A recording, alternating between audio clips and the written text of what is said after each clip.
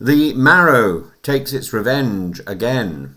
The humble marrow has become a political flashpoint. Jeremy Corbyn, the perennial backbencher, potato digger, and now self-styled tribune of the turf, has launched a vigorous attack on Angela Rayner, his former comrade, for signing off the sale of 8 allotment sites since Labour's return to power. But this is not just about a few patches of soil or a marrow, no matter how big. This is a story about land, power, memory and betrayal, and it has its roots that run deep into the history of English enclosure, urban poverty and the politics of the left. To Jeremy Corbyn, the allotment is not merely a garden, it's a moral economy. In his open letter to the Telegraph, he recalls the 17th century diggers, radical agrarian socialists who declared the earth a common treasury. He situates allotments as heirs to a tradition that resisted enclosure and exploitation, speaking of the grotesque abuses of power by Parliament, when the commons were fenced off and the poor were driven into cities to become cannon fodder for the Industrial Revolution. Allotments, then, are a counter-narrative, spaces of self-sufficiency, ecological awareness and social solidarity. Corbyn's own 22-year tenure on a plot in Islington is not theatrical but part of his lived identity as a man of the grassroots, literally and politically.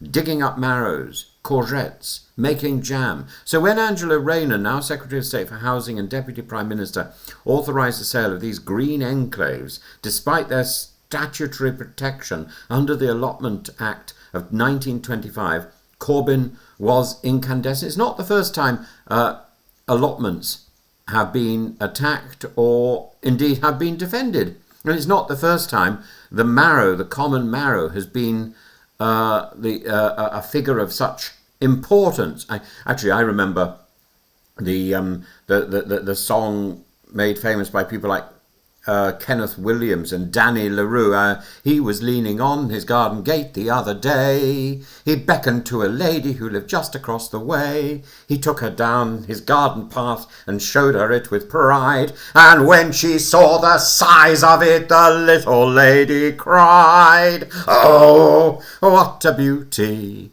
I've never seen one as big as that before. Oh, what a beauty! It must be 2 foot long or even more. It's such a lovely colour, so nice and round and fat. I never thought a marrow could grow as big as that." And so Jeremy Corbyn ties into that passion. What stings Corbyn most is not merely the policy, but the betrayal. And Rayner, once his loyal shadow education secretary, now stands accused of betraying the very constituency that Labour was meant to defend: the poor without gardens, the pensioners with time but no turf, the urban communities for whom allotments offer more than just onions, they offer dignity. And Rayner's ministry has defended the decision, claiming all disposals follow due process, but that alternative allotment site was sometimes provided. But Corbyn is unconvinced. Once lost, he writes, they never return. And his criticism is not legal, it's spiritual, it's from lived experience. The destruction of an allotment is, in his eyes, the destruction of a culture, a way of life, a symbol of resistance to commodified land. And this is a story of left-wing rupture. Rayner representing a managerial, technocratic Labour Party, justifying sales in terms of value for money. Corbyn representing the moral left, where land is sacred, not combustible, not something that can be traded up or down. Rayner's defenders raise a valid point. Britain is in a housing crisis. Social housing is not a luxury, it's a necessity. And if we must build, then where? And that's the hard question. But Corbyn's response is to reject the false dichotomy. He urges building on ex-industrial land, reusing empty homes, repurposing brownfield sites, not bulldozing community gardens. And here is the heart of his political criticism. Progress must not come at the cost of the very values that Labour claims to defend.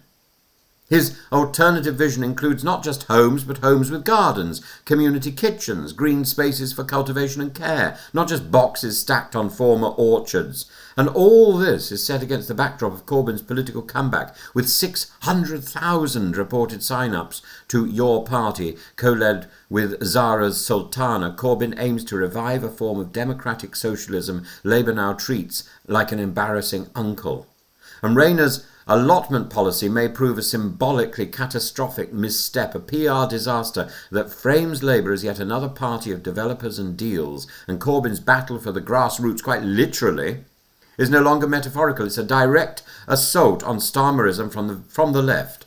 And while Rachel Reeves sneers at his big ego and the 2019 defeat, critics point out that Corbyn, even when losing, garnered more votes than Starmer did when winning a so-called landslide. So, where do we stand? Corbyn the gardener has weaponised the spade.